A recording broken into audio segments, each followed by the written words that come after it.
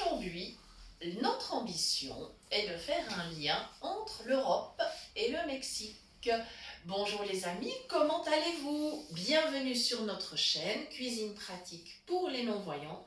Et la recette du jour, ce sera des chipolatas épicés à la mexicaine. Voilà, c'est tout un programme et je vous liste tout de suite les ingrédients.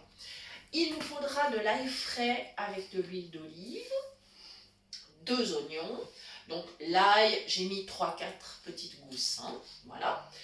Il faudra 500 g de chipolatas, ce qui représente une vingtaine de pièces, 4 tomates, du vin blanc et un sachet d'épices à la mexicaine. Nous avons bien sûr vérifié que ces épices ne contenaient pas de gluten. Voilà, très bien. Donc, première étape, j'ai déjà mis dans la casserole les oignons et l'ail avec bien sûr l'huile d'olive. Je vous rappelle ma petite astuce pour conserver l'ail, c'est que je l'épluche toujours. Je le conserve ensuite dans un bocal avec de l'huile dans mon frigo. Voilà, ça me permet de ne pas le perdre parce que l'ail, si on le laisse à l'air libre ou même si on le met comme ça au frigo, il ne se conserve vraiment pas bien. Donc la petite astuce, c'est de le conserver dans l'huile d'olive et ainsi je n'en perds pas. Voilà, donc je commence à chauffer tout doucement. Je fais attention de bien positionner ma casserole, c'est-à-dire que je vérifie avec mes mains sur le haut de la casserole que la chaleur soit bien répartie. Voilà, c'est bon, je n'ai plus de sensation de chaud autour de la casserole. Donc, c'est que je suis sur la plaque, c'est OK. Mes petites chipolatas sont dans une assiette et je vais les couper, on va dire en 3. Comme ça sera très facile de les manger. On n'aura pas besoin de les recouper dans l'assiette. Voilà, c'est ultra simple. Et donc, je les prépare tranquillement. Voilà, et pendant que je réalise cette opération, je vous propose de faire une mini pause avant d'attaquer l'étape suivante. A tout de suite.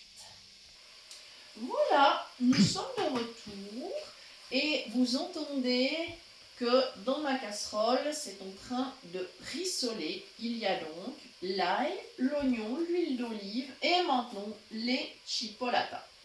On est passé à l'étape des tomates. J'ai de très belles tomates.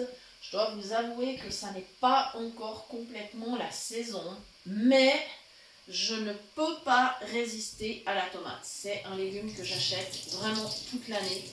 Et oui, je sais bien, ça n'est pas très écologique, mais je fais attention à tellement de choses au niveau de l'écologie. Je vous garantis que je me donne un mal incroyable. Alors honnêtement, là, j'ai pas de scrupules. Voilà, on ne peut pas être parfait et je ne le suis pas. Voilà, donc je suis en train de préparer mes tomates. Je coupe en 2, j'enlève le cœur. Il y a extrêmement peu de déchets. Ce sont vraiment des belles tomates, mais vraiment, elles sont magnifiques. D'ailleurs, je vous ai dit tout à l'heure que c'était un légume, mais c'est totalement faux, c'est un fruit, la tomate. Voilà, je vous dis des bêtises en plus. Voilà, pendant que je suis en train de les préparer, je voudrais adresser quelques petits remerciements, parce que ça fait un moment que je ne l'ai pas refait. Donc déjà, un remerciement à vous tous qui nous suivez, et vous êtes vraiment de plus en plus nombreux. Donc merci infiniment. Et nous avons vraiment un grand plaisir à cuisiner pour vous et on espère que vous avez aussi du plaisir à refaire nos recettes. J'adresse aussi un merci à l'association Phoenix qui repartage nos vidéos. Un merci à la Bibliothèque Sonore Romande qui référence notre chaîne. À la station de radio Génération Web qui nous permet de partager également nos vidéos dans leur groupe. Et vraiment, je vous conseille d'écouter cette station quand vous avez un petit moment, parce qu'ils ont de très jolies playlists. C'est une équipe hyper sympathique. Donc voilà, merci à eux en tous les cas. Et il y a donc dans cette station de radio des personnes non-voyantes qui gèrent donc la radio, les émissions. Voilà, donc donnez-leur aussi un petit coup de pouce, ça sera ultra sympa. Je remercie aussi la page Cuisine du bout des doigts qui nous permet également de partager, ainsi que tous les groupes et bien sûr les privés, les personnes, les particuliers qui repartagent nos liens, qui repartagent nos lives. Merci infiniment. Et bien sûr, je vous rappelle que vous nous trouvez maintenant également sur Facebook sous le même nom, Cuisine Pratique pour les non-voyants. Voilà, mes tomates, je les ai déjà préparées, je n'aurai plus qu'à les couper. Je vais aller remuer un petit peu dans ma casserole parce que je ne veux pas que ça brûle, mais j'ai baissé le feu de toute façon. Voilà. Comme ça commence à sentir bien bon, je vous garantis. Et maintenant, je vais aller couper mes tomates au-dessus de la casserole. Vous n'êtes pas obligé de le faire de cette manière, hein. Vous pouvez tout à fait les couper par exemple avec une planche, les mettre sur une assiette ou dans un saladier, puis aller les verser après dans la casserole. Voilà, chacun choisit la méthode qu'il préfère. Moi j'ai vraiment cette habitude de directement couper dans la casserole. Voilà. Enfin, au-dessus de la casserole, parce que voilà. Voilà, et pour accompagner ce plat, aujourd'hui, on a choisi donc des frites, mais on ne va pas les faire nous-mêmes, on ira les chercher au restaurant de notre village, parce qu'ils en font des super. Et moi, très franchement, j'aime pas trop faire des fritures à la maison. Mais ce que vous pouvez faire aussi, par exemple, c'est accompagner avec des potatoes. Et puis ça, c'est super bon, c'est super facile à faire soi-même.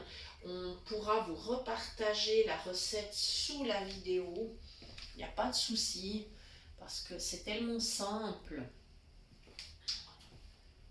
que ça vaut plus la peine, effectivement, de les faire soi-même. Et puis, c'est beaucoup plus économique. Voilà, il y a surtout cet aspect-là aussi. Cuisiner soi-même, ça permet quand même de manger beaucoup plus sainement d'ailleurs, et avec un budget au final très raisonnable. Et clairement, à l'heure actuelle, on sait que tout le monde cherche à avoir un budget raisonnable pour la nourriture, ce qui ne veut pas dire qu'on doit se priver, bien au contraire, mais on peut vraiment, si on fait des achats bien pensés, on peut vraiment arriver à un budget très correct. Voilà, je continue à faire une nouvelle petite pause parce que je termine mes petites tomates, on se retrouve dans un instant. Voilà, on est de retour une nouvelle fois. Là, j'ai mes épices mexicaines, donc j'ai ajouté mes tomates, j'ai 4 belles tomates que j'ai ajoutées dans ma casserole. Maintenant, c'est au tour des épices. Voilà. Et on ne rajoutera pas d'autres assaisonnements parce que c'est complet. Alors, pour quelle raison j'ai choisi ce mélange d'épices? C'est vrai que je ne suis pas tellement pour les mélanges parce qu'il y a souvent justement des additifs et des choses peut-être pas très intéressantes. Mais ce mélange-là, on va dire, il est correct. Et puis surtout, il y a une chose que je ne peux pas faire avec les épices que j'ai dans ma cuisine, c'est donner ce petit goût de fumée. Voilà, alors comme j'avais particulièrement envie d'avoir cette saveur-là, eh bien, il faut faire un petit compromis de temps en temps pour faire des concessions. Voilà. Et maintenant, le vin blanc. Pas trop. Les tomates vont de toute façon amener déjà du liquide. Le vin blanc également. Et on va maintenant laisser mijoter le temps que les tomates soient vraiment bien fondantes, ce qui va prendre, je pense, environ 20 à 25 minutes quand mon plat sera vraiment bien mijoté. Voilà. Je remue évidemment et ensuite je vais couvrir, je vais laisser cuire. Voilà, tout simplement. Et j'espère que vous aurez beaucoup de plaisir à préparer cette recette. Si vous essayez, dites-le nous en commentaire si ça vous a plu.